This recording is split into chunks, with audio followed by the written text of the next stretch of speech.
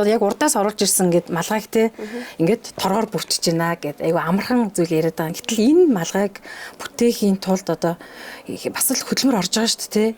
Тэгээ хойдолтой томсгож багасгагчтай гэж зориултыг хийж өгсөн.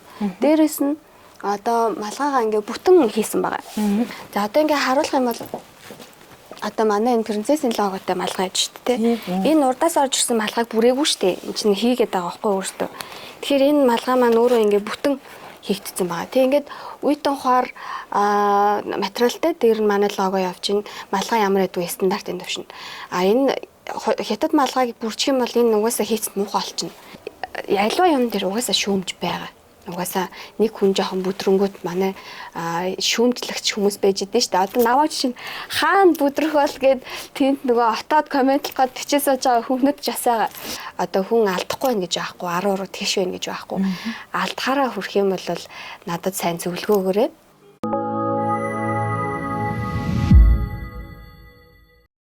Яг энэ дээл гэдгийг орчин үетэйгээ холбож те. За мөн дээрээс нь олон улсад сурталчилж байгаа гэдэг тэр үгүй өгүүлбэрийг аягүй их олон нийтэд их тод тусгамаар санагдаад онцолж сонгосон шүү. За баярлалаа. Хувцс маань өөрөө хизээж давтагдшгүй үнцэнтэй бидний одоо гадаад төрхийг маш хүчтэй гадаад төрхийг илэрхийлж идэг. Мөн дээрээс нь сэтгэл зүйтэй маш холбогдолтой байдаг байхгүй. Тэгэхээр тухайн хүн маань өөртөө тохирсон хувцсыг, өөртөө таалагдсан хувцсыг, өөрийнхөө сэтгэл дүүргэсэн хувцсыг өмснө гэдэг маань тухайн хүнийг яах нь ажлаа бүтээгт нь үн цэнтэй болгох нь байна. Хүнтэй ярилцахад нь өөртөө ихтгэлтэй болгох нь байна. Мөн одоо нөгөө тухайн хүн яаж харилцсан нь төдий чинээ тэр хүний ажил урагшлах боломжтой байдаг байна шүү дээ. Бага насны бөгөөд дээшээ 14-өөс 15, 6, 7 насны хүүхдүүд дээл өмсдгүүл байхгүй юу. Дээрээс нь нэг 20 хүрж байгаа, 20 дөнгөж гарч байгаа хүүхдүүд оюутнууд бас урт дээл өмсдгүү.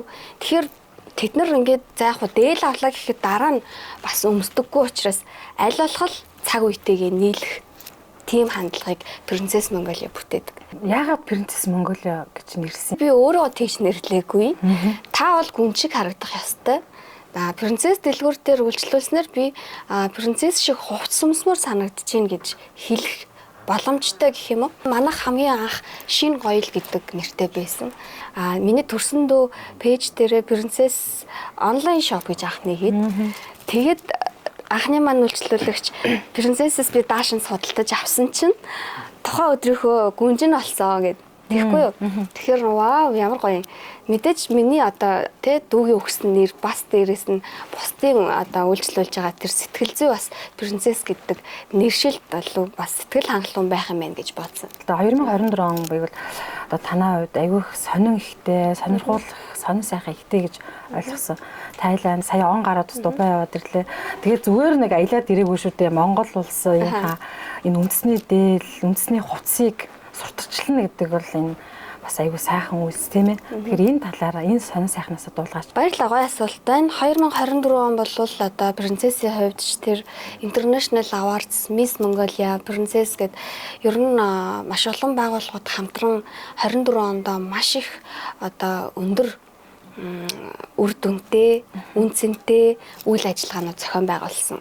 Олон улсыг хамруулсан Монголд анх удаага 7 улсын хамарсан мисс медалиудыгаа одоо топ миссүүдийг тэргүүн миссүүдийг тодруулж олон улсын арга хэмжээ Монголд зохион байгуулсан. За ингээд энэ зохион байгуулсан үйл ажиллагаа маань маш амжилттай болж өндөрлсөн. Таиланд явхад нөгөө одоо бас үндэсний брэндээс сурталчлаад өв соёлоо тэнд түгээгээд тэргүүн байр аваад ирснийг хүмүүс бүгд мэдж байгаа байх. Надад нэг юм асуудал тулгарсан байхгүй юу? Тохирж исэн тэр мис маань явж исэн боловч эрүүл мэндийн шалтгаан гарсан. За ингээ өв соёлоо сурталчлагч гэдэг утгатай ингээд такса төлцсөн. Тэгээ эндээс явах тийзээ захиалцсан. Ингээ бийжтэй би модель болцсон. Шарын эзэн хүчтэй гэдэг шиг. Тэгээд 20 см сандал авч гараад өөрөө өмсөд. Тэгээд тайзан дээр угаасаа яг нөгөө туршлага байдаг мисс модельудаа бас ингээ хайрцгийг тавьж өгдөг, алхагийн шигэн дээр нь заавар зөвлөгөө өгдөг, ингэчээ тэгчээ бас нэг тийм туршлага байсан учраас бас тайзан дээр алдаа гараагүй. Тэгээд 10 хоногийн турш олон улсын мисс модельудтай одоо өрсөлдсөөр байгаад Тэгээд Монголынхоо нэрийг авч гарч ирсэн. Тэгээд үүндээ бас их баяртай байгаа. Юм цаанаасаа нөгөө одоо зохион байгуулад байгаа юм шиг санагдах шиг тий. Тэргүүн байр гэхээсээ илүү би Монголын нэр төрийг гаргая гэж бодсон. За Миск явахаасаа илүүтэйгээр би Титэм зүүхээсээ илүүтэйгээр одоо Монголын маань өв соёл олон улсад илүү танигдаасай гэдэг утгатайгаар хоёрч үндэсний хувцас зориулж хийж маш удаан бүтээж авч явсан. Тэгээд тэр хувцсыг үнэхээр тайзан дээр гарч ирэхэд үзэгчид алга ташиж исэн. Дээрээс нь одоо шүүгч нар маань ч гэсэн тэн дээр маш хөндөр оноо өгсөн. За баяр хүргээ үзэгчтэй хүмүүст. Тэгээд дээл одоо Таиланд тий одоо ингээд өөрөө үзүүлж юм. За тэгжэл Дубайд ингээд үзүүлж явж хат сэтгэл ямар байна? Нөгөө хятадтай хандуураад байна уу? Нэг жоохон эмзэг нь эсвэл тийм байхгүй юм. Ер нь яг ингээд бид нар бол ингээд сонсож байгаа шүү дээ.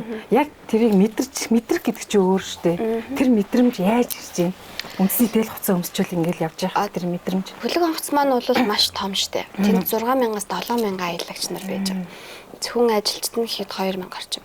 Тэгэнгүүт тэнд нөгөө бид нар хамгийн өндөр одоо 20 давхар дээр бид нар загварынхаа контентийг хийсэн байхгүй юу? Бидний контент үргэлжлэхгүй тэн зүгээр л гадаадын хүмүүсийн л зураг авалт л үргэлжлээд байсан. Нэг орчиг гэж гуйгаал те. Хэсэг болвол бас солонгосчууд уу мөн хятадууд уу гэж асуудаг байсан. Болцсон байлээ. You are from гэдэг ингэрүүд Монголиаг ингэрүүд Улаанбаатар Чингис хаан гэдэг шууд асуудаг болсон. Тэр нь надад одоо юу гэж хэлэх гээд нөхөр Монгол үндэсний брэнд маань төдий чинээгээрээ тий Монгол гэдэг нэр маань олон улсад бас танигдаад танигдсан байна. Хэдий бас хүн амаараа цөөн ч гэсэндээ бидний өв соёл энд агуу юм шүү гэдгийг харуулахыг хүсээ зорио явж байгаа хүмүүсийн нэг учраас одоо харсан, үзсэн, зураг авахулсан болгон маань тэр олон мянган хүн энэ аялалд явж байгаа бидний хувцсыг хараад хаанах вэ гэж маш их асуусан. Тэгээд хажуугаар нь өнгөрөх болгонд хамтдаа зураг авахулах гişэнгүүд маш гой санагдсан. Яг тэгвэл бид Монголынхаа үндэсний өв соёлыг хадгалж явж байгаагаа одоо тэнд зорилгоо мартаагүй явсаар ирсэн. Тэгээд ер нь бол монголчууд гэдэг утгаар аюу гой хүлээж авч байна. Зарим нь Чингис хаан, зарим нь Улаанбаатар гэж хүлээж байгаа. Тэр танигдсан биз дээ тий. Танигдсан байгаа да. Яг ингээд нэг үе бодох юм бол танигдаастай болсон баг. Бас Таиландд ч гэсэндээ годомжаар ингээд явж байхад хаанах вэ? Ямар гоё хувцастай юм бэ? Би энэ жакетыг хаанаас авч болох вэ? Энэ хөрмийг хаанаас авч болох вэ гэх мэтчлэн тий. Принцессийн хувцсыг бол олон улсад бол угаасаа нөгөө каргогоор авч байгаа, орон нутгууд руу каргогоор авч байгаа. Би тэнд борлуулалт хийх гэж яваагүй. Борлуулалт хийх гэж хувц сундраа зарах гэж авч яваагүй. Зүгээр өв соёлоо түгээх, бусдад таниулах, олон улсад сурталчлах. Энэнгээрээ юу гэж хэлэх гээд байгаа юм бэ гэхээр одоо Монголын маань аялал жуулчлал хөгжих тусам бидний одоо гарц гаргалгаа тэнд бас байгаад байгаа. Тэгэхээр би нөө эргэн хүнийхээ л үрийг биелүүлээд яваад байгаа. Ийм л утга учраад байгаа байхгүй. Энэ дизайнер гэдэг энэ гоё эн чин аюу гоё мэрэгчлэлт тий. Тэгээд хүнийг ингэ нөө гоё байлгадаг, гоё байхад нь тусалдаг тий. Яг энэ мэрэгчлийг яагаад сонгох болсон юм? Одоо манай дүү бит хоёр ч аим дэрсэн өссөн байхгүй юу? Ерөөсө 3 насны зөрүүтэй. Тэгээд 3 насны зөрүүтэй өссөн болохоор ээж маань нэг юм дээр үе хөл машин тий. Тэгээд бит хоёрт ингээд айгүйх хөөрхөн хос плашнууд, хөөрхөн хос ийм цовнууд гээд хососоор нь хийж өгдөг. Тэгээд жоохон махта биений ч зөрүү байдгүйсэн тийм ихэр юм шиг ээжээрээ хувцас соёл явдаг гэсэн. Цэцэрлэгийн гараанаас л одоо хувцас ямар хувцас өмсөж явал надад зохимжтой вэ гэдгийг манай ээж анх миний ухамсарт суулгасан. Гэхдээ би анханасаа юу яагаагүй дизайнер болоогүй. Хамгийн эхлээд би хууль эрх зүгээр суралцсан. Тэгээд дараа нь нүүр ам судлал гоо сайхан чиглэлээр ажилласан, төгссөн тийм ээ. Төгсөөд суралцаад, туршлагачаад тэгээд бараг 9 жил, 10 жил орчим гоо сайхны спа салон ажилласан. Одоо яг хоо дээр үеийн салон гэж хэлж болно. 14 он хүртэл 13 он хүртэл ажиллаулаад тэгээ Cotton Hair Beauty Spa Center гэдэг. Тэгээд энэ салоныг би нийтдээ нэг 4 салбар салонтой болтол ажиллаулаад тэгээд мэрэгчлээ салсан. Тэр мэрэгчл маань бас одооны дизайнер гэдэг үйл ажиллагаатай маань ажилтай маань холбогдож байгаа. Энд гоо сайхан заавал хэрэгтэй. эмэгтэй хүн зөвхөн хувцас өмсөд гоё болох биш. Арьсаад үсээ янзлах. За тэгээд тэрнтэйгээ холбогдуулаад зөвхөн принцесс үйлдвэр байхаас гадна принцесс VIP салон гэдэг байгаа. Тэнд манай зөвхөн топ фэнүүд бас тусгай үйлчлүүлэгч нар эсвэл зөвхөн цаг авсан үйлчлүүлэгч нар очдог. Эндээс зөвхөн гадаад имижээ өөрчлөхийг хүссэн. Өөртөө эрс өөрчлөлт оруулъя гэж бодсон. Тим эмэгтэйчүүд надад хандсан бол тэ эндээс би таны стил имижийг өөрчилж өгье. Одоо харин манай мастер стилист хоёр дээр очиод үсээ янзлуул, нүрээ янзлуул, гоо сайхандаа анхаар, үс хумсаа янзлуул, гой хумс хэлэг өөртөө ихтэй бол гэж явуулдаг. Миний ээж болохоор хүүхдээ юмч. Тэгээд аав болохоор хөдөө аж ахуйн ухааны доктор. Монгол улсын анхны фермер одоо үүсгэн байгуулсан ийм хүн байна. Тэгээд энэ хоёр хүн үнэхээр ясны хөдөлмөрч. Тэгээд хөдөлмөрч ээж автай хүмүүс хөдөлмөрчл хүүхдүүд төр тийм ээ шүү дээ. Ээж аваас тийм ээ. Хувийн хөвшлийн ингээд аж ахуйн нэгж хэрэглээд ингээд бизнес хэрэглээ явахлаар тулгамдж байгаа асуудлууд байна уу? Яагаад тэгэхээр би энэ үндэсний брэнд, энэ үндэсний дээл хувцас гэдэг энэ маш олон брэндүүд байд юм байна. Эдгээр л ингээд бас зарим нэг рүү асууж дээлний үнийг асуух нөгөө ерөнхийдөө ямар зах зээл ямар байгаа гэдэг чинь бас түлж байгаа хүмүүд нэг жоохон судлах гэдэг шүү дээ. Сонирхоод тэнгууд манай захирал гадаад байгаа, манай захирал гадагшаа явсан гэд хийх нь хариулдаг даа. Тэгэхээр энэ зах зээл аюух тийм ашигтай зах зээл мөн үү? Зах зээлд одоо тий хин хийж чадж байгаа нь хин сэтгэж чадж байгаа нь л ялж чадж байгаа. Яг зах зээлийн дүрмээр ярих юм бол л тэгэхээр одоо жишээ нь би хувцсыг хийхдээ хин нэгнээс хулбарлахгүй зөвхөн миний тархинаас толгооноос оюун өмчнөөс гарч байгаа учраас хин нэгнтэй өрсөлдөөгүй. Үндэсний брэндүүдээ би хамттан дэмжихийг хүсдэг. Тэмч учраас надад өрсөлдөгч байхгүй би хамтдаа урагшлахыг хүсдэг. Төрөлөөрөө тийм ээ.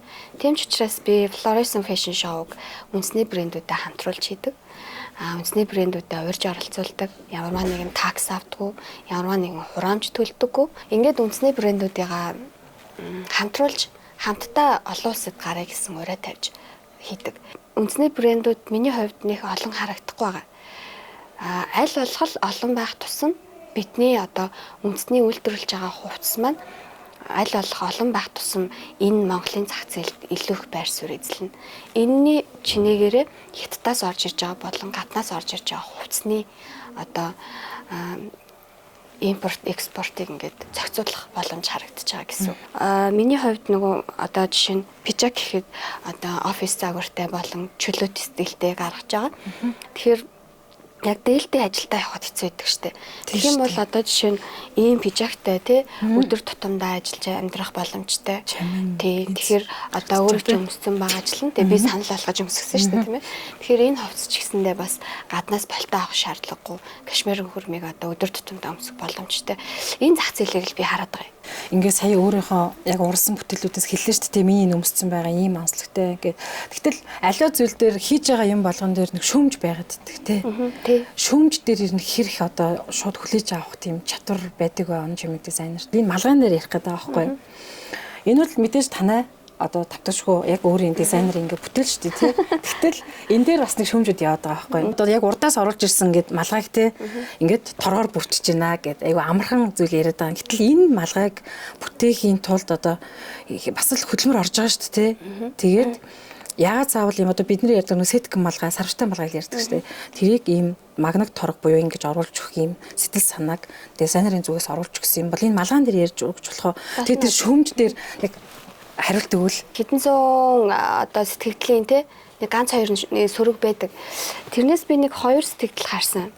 Ямар ч мэдрэмжгүй битээ сарвчтай малгайн дээр торог хийгээд. Тэгсээс тэгтээ эсэргээр олон мянган хүн таалагдаад байгаа байхгүй. Гэхдээ би тэр хоёр хүний л шүүмж дээр яриа л та тийм ээ. Тэгэхээр энэ малгай маань өөрөө зориултын хийгдсэн. Урдаас орж ирсэн малгайг бид нар бүрээгүй штэ. Энийг ингээд зориултын хийсэн байхгүй юу. Нэг тийм залуучууд маань малгайг болчиход байгаа байхгүй юу. Цагаан сарын малгайг ингүүт нэг тийм дөрвөн талт малгай, эсвэл булган малгай, эсвэл нөгөө юм Монгол малгай тий эсвэл нэг юм тоорцгон малгай. Яг дээр үеийн одоо энэ яг л нэг дээр үе хараад ч юм уу. Одоо эсвэл үндэсний хэм маягаараа тий байгаад байгаа байхгүй. Тэгсэн манай залуучууд яг үнэндээ жоохон охтууд маань юм тоорцгон малгай өмсөж явахгүй байна. Залуучууд маань нөгөө дөрвөн талт булган малгай гэж өмсөхгүй байна. Дөрөв талд суусраа өмсөхгүй байна. Үстэй малгай өмсөхгүй байна. Тийм учраас би одоо ийм малгай тий залуучууд маань өмсөх юм болов гэж санал болгож гаргаж ирсэн. Тэгээ би цөөхөн үйлдвэрлэсэн нэг төрлөөс 10 ширхэг гаргасан. Үндсэндээ нэг 5 6 төрлөл гарсан. Тэгээ энэ малгайг ингээд гаргаад рээлдэд орсон чинь аюу олон магтсан. Ямар гоё юм бэ? Ямар гоё шин санаа вэ? Тэгээд хувцсан дээр хаслуулаад өмсгөр яасан гоё юм бэ гэх мэтчлэн.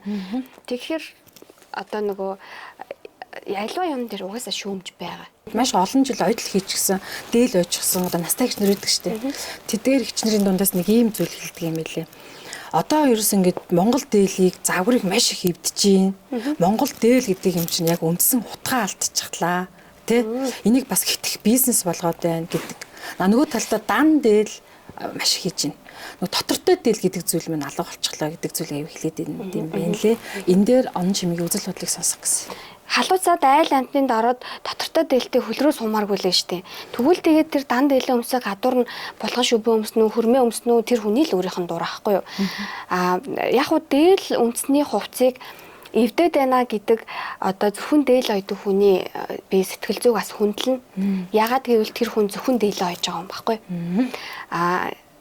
Тэгтэл нөгөө үйлчлүүлэгчд маань маш олон төрлийн бодолтой шинийг санаачилсан хувцсанд дуртай зөвхөн хуучны одоо хуучны гэж хэлэхгүй л дээ бидний одоо үндсэн өв соёлыг өмсөгч хүмүүс байна зөвхөн одоо энгийн Монгол дээлээрээ гангардаг хүмүүс байна шинднийг санаачилсан одоо шинэлэг загварыг ирж хайсан ч хүмүүс байна.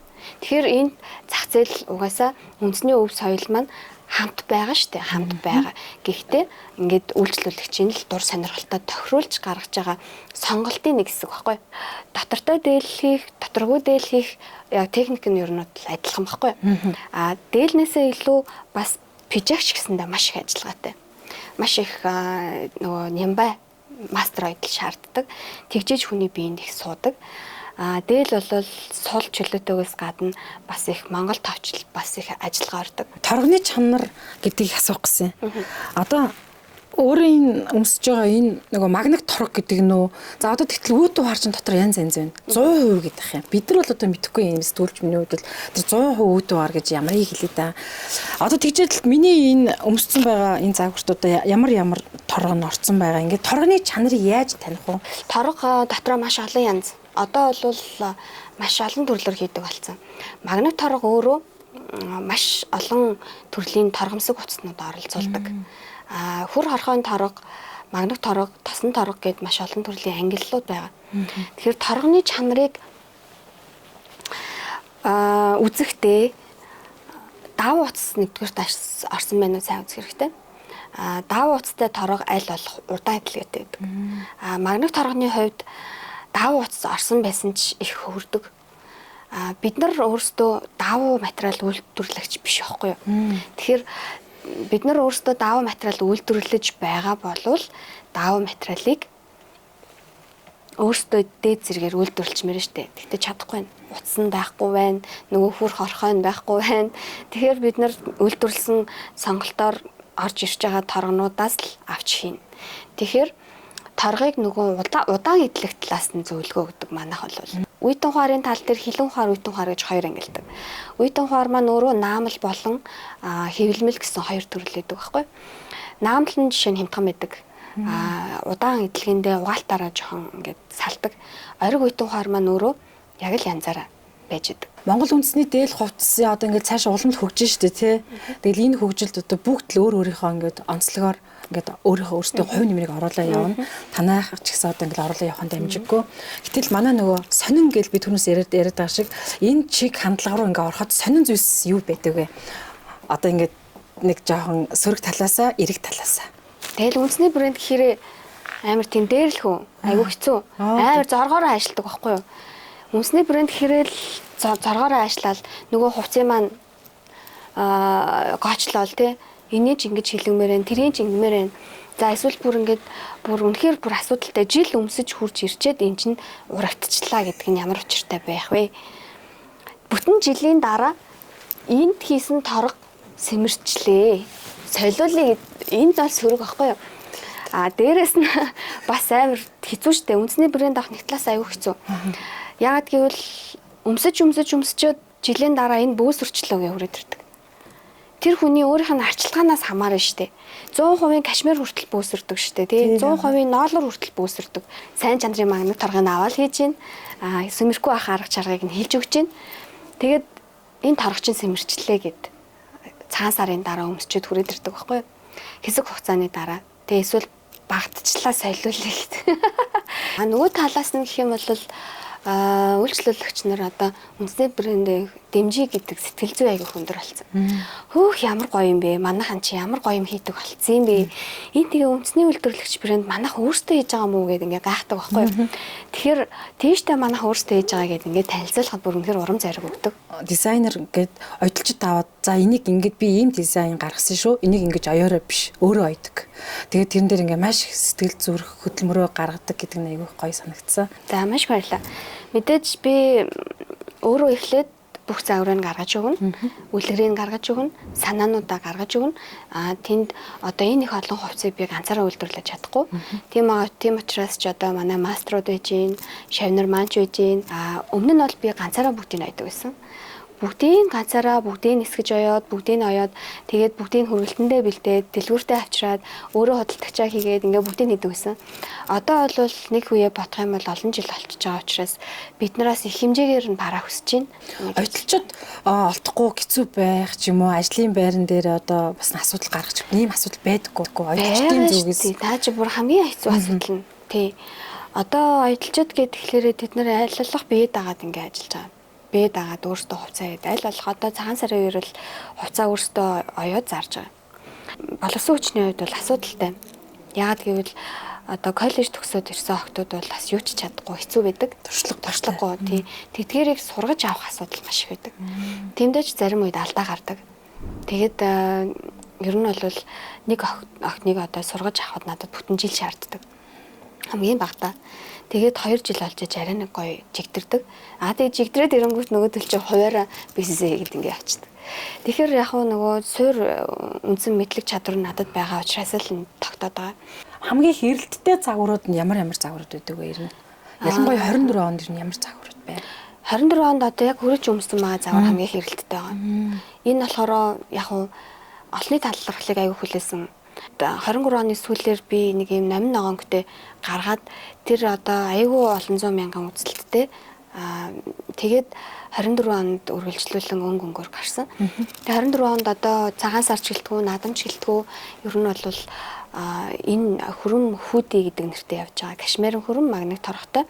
Тэгээ бүх төрлийн өнгөтэй халаасгүй ингээ гараа явж байгаа. Байнгын үйлчлүүлэгчдээс одоо урам өгдөг ингээл үнэнч гэрлэгчд гэж ярьдаг шүү дээ. Тийм хүмүүс байх уу? Тэр нь аль ер нь голчлоо ямар насныхан байх уу? Одоо принцесс нэг 2000 тофентэй болсон. Эдгээр маань бидний байнгын үйлчлүүлэгч, дээрээс нь байнгын дэмжигч нар тофенууд байгаа. Тийм ч учраас би тофенуудтай маш их хайртай. Та нартайгаа үргэлж хамт байх болно гэж хэлмээр байна. Монголчууд бол бэлгийн тооллороо энэ жилийн угтдаг шүү дээ. Тэгээ бид одоо цагаан сараа гаргаад яг аль биесээр монголчуудын хувьд могоо жил маань гарна тийм ээ. Тэгээ могоо жилээр нь принцесс Монголиогийнхан маань ямар жил одоо ямар өнгөөр илүү их харж байгаа бол өнгөөр зүйрлэл. Миний хувьд бол энэ жил хар ногоон буюу ногоон өнгийг эргэлхийлж байгаа. Ягаад гэвэл могоо өөрөө тийм тиймэрхүү одоо төстэй гэх юм уу? Мандала хээ буюу номин цэнхэр номин ногоон тэгээд хар ногоон өнгөнүүд их зүгээр байгаа. Энэ жилийн хувьд хандлага нь гэхдээ зарим одоо хандлагын хувьд бол улаан хөрөн өнгө угаасаа л хаанч одоо кулэдэн штэ. Тэгэхээр улаан хөрөн өнгнөөсөө илүүтэйгээр би номин цэнхэр номин ногоон тэгээд хар ногоон өнгнүүд дээр анхаарал хандуулж байгаа. Үндэсний үйлдвэрлэгчдийн бүтээгдэхүүн айгүй хүнтэй байдаг гэдэг зүйл хэлээд байдаг байхгүй юу? Айгүй хүнтэй байдаг, ингээ амаар байдаг гэдэг хүнтэй байдаг. Ялангуяа цагаан сар наадмар үнэтэй болчдөг. Үнэ өсгөждөг. Энтэй хэр санал нийлэх вэ? Ер нь энэ дэмжлэг болоод худалдаа авагчдын зүгээс энэ үн өндөр байдаг гэдэг энэ зүйл дээр ямар үзэл бодолтой байдаг бол? Үнийн тал дээр их уян хатан байхыг хичээдэг. Аль болох гайгүй хэмд зардлаар хувцсыг бүтээхийг хичээдэг байхгүй юу? Дээл хувцсанд жишээ нь одоо нэг дээл бүтээчээд 3 сая 4 сая 5 сая дээл бас байна. Мэдгүй тэнд материалны хатар үнэтэй материал ороогүй штэ. Гэтэ яг уу миний хувьд бол хизээч тийм үнэтэй дээл зарахгүй. За дээрэс нь 600-аас 800 мянган хооронд бас байна. 500 мянган төгрөний ч дээл байна. Манайд тийм үнэтэй хувцас байхгүй. Ер нь бол дундаж үнийг баримталж байгаа. Нэгдүгээрт, хоёрдугаарт дундаж үнээс гадна одоо энгийн цамц хэдэн төгрөг байдаг вэ? Энгийн одоо өмд хэдэн төгрөг байдаг вэ? Тэр үнийг заавал барьдаг. Тэгээд тэр үнийг барихгүй бол угаасаа энд би үндэсний үйлдвэрлэгч хийгээд яах юм? Төрийн дэмжлэг төр гэвэл би жижиг дунд үйлдвэрлэлийг дэмжих зээл нэг ч удаа авч үзээгүй. Тэнд надад амар тийм олдох боломжтой ч харагдахгүй байгаа. Нэг л их материал бүрдүүлэн би асууж үзсэн, судалж үзсэн. Тэгэхэд тэн дээр би жоохон бухимддаг. Яагаад гэвэл би үндэсний үйлдвэрлэгч мөнөөс өмнө жижиг дунд үйлдвэрлэл мөнөөс өмнө тэгээ хүсэл тавихад аюух материал шаардагдана. За тэгээд хүсэл тавиад маш удна. Хариулт нь ч байхгүй, нөгөө материал нь ч байхгүй, банк нь юу ч болтгийг мэдэхгүй. Би хамгийн сүүлдийн ТБ даандуудын салбарт санал тавьсан байхгүй. Нэг сарын дараа надруу нэг оператор нь холбогдсон, тодорхойгүй ойлгомж үзвэл яриад өнгөрсөн. Тэгээ би материалаа ч аваагүй, зээлж авахгүй, материал ч авахгүй.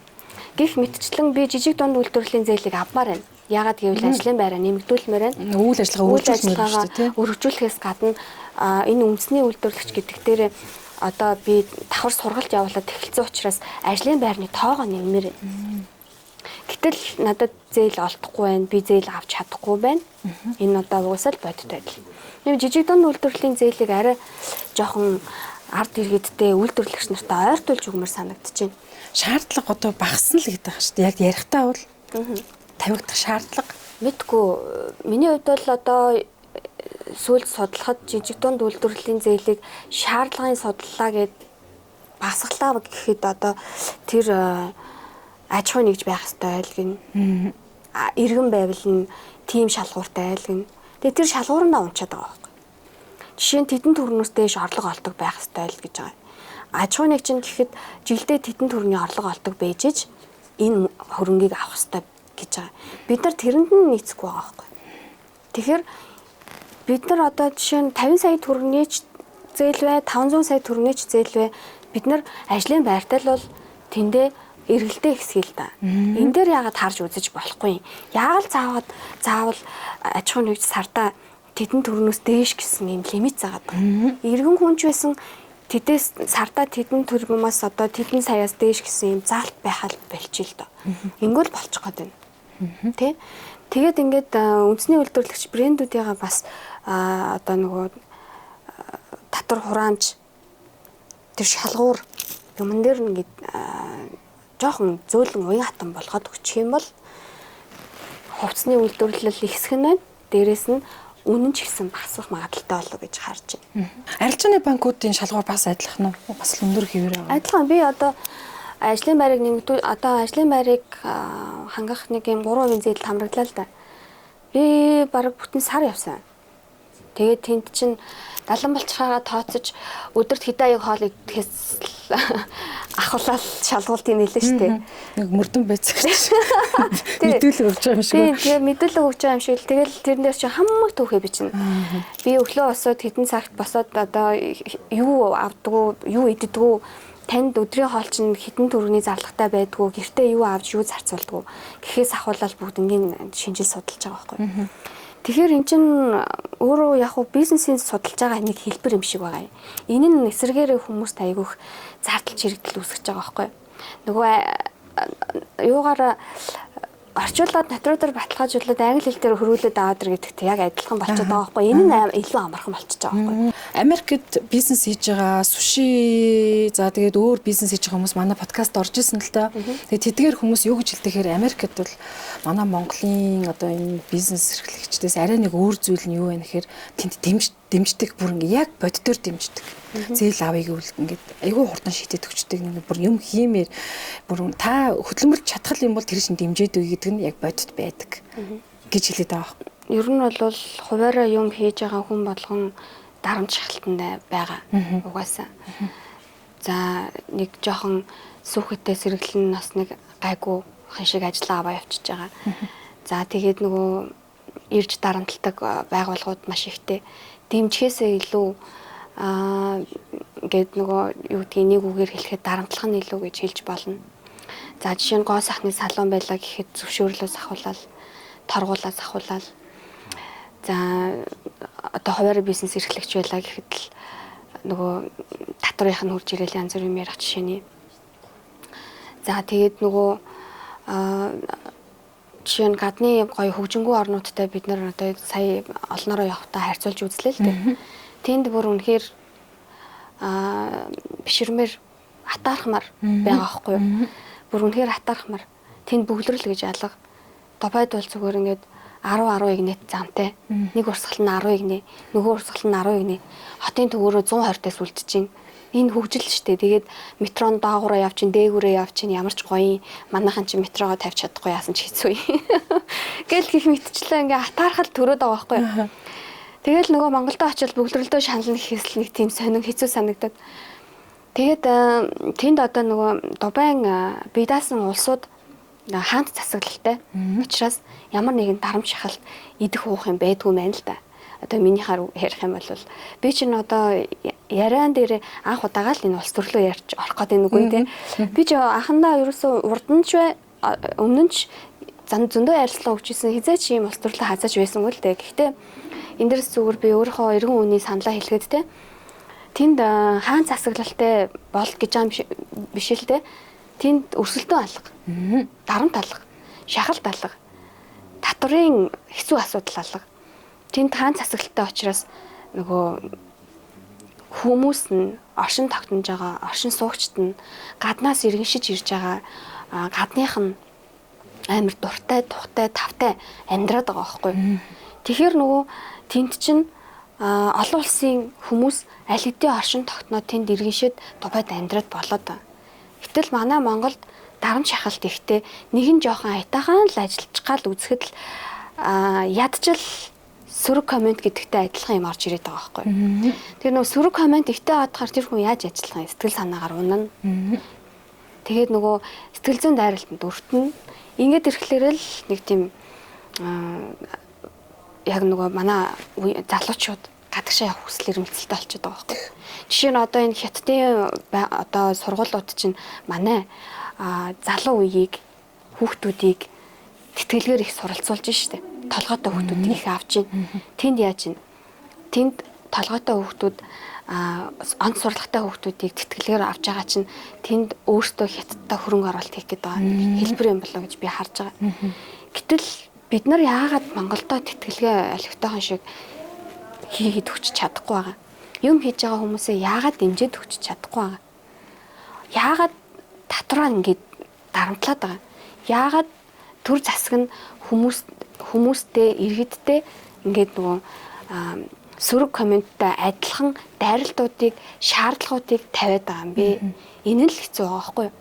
Тэрнээс танаа байгууллага үнэхэр хөөрхөн ингээ юм хийх гэдэг дэмжиж байна. Олон жил тогтцсон байна.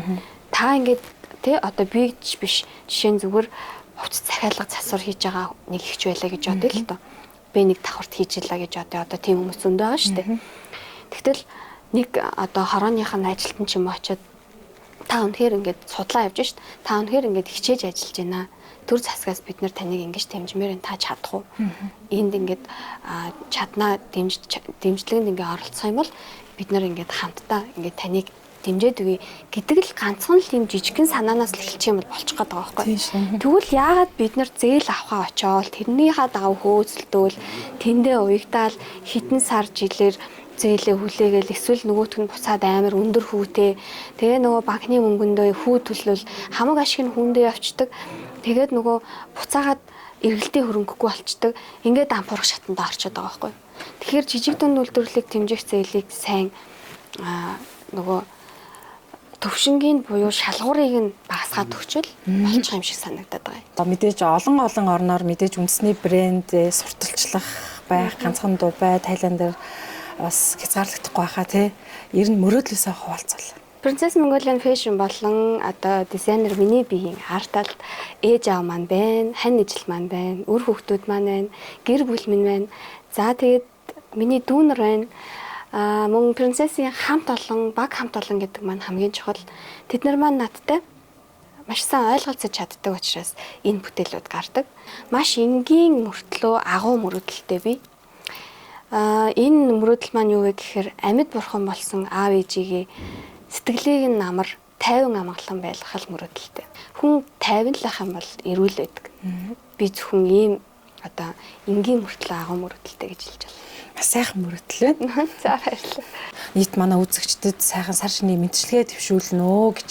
Яриагийн тоглон сууж үзсэн үзэгч бүх одоо намайг сонссон бүх үзэгчдээ сонсогч нартаа маш их баярлалаа. Тэгээд өрн оролцуулсан танай хамт олонд сонин подкастын хамт олонд маш их баярлалаа. За тэгээ могой жил минь гарах гэж байна. Түмэн олноороо тавтай сайхан, өнтэй сайхан ассан гал нь үргэлж асаасан гал нь үрд бадрахын ерөөлийг өөдөөд нь өргөн дэвшүүлье гэж хэлсэн.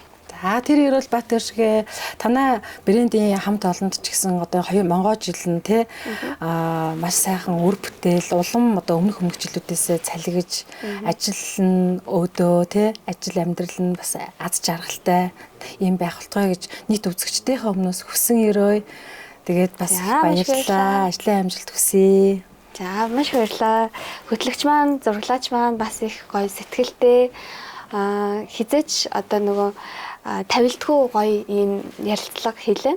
Тэгээ надад бас сэтгэл хангалуун байна. Маш хөөрхөн сэтгэлтэй ийм судалгаа сайтай сэтгүүлч байна. Би бас сэтгүүлчээрээ бахархаж байна. Баярлалаа.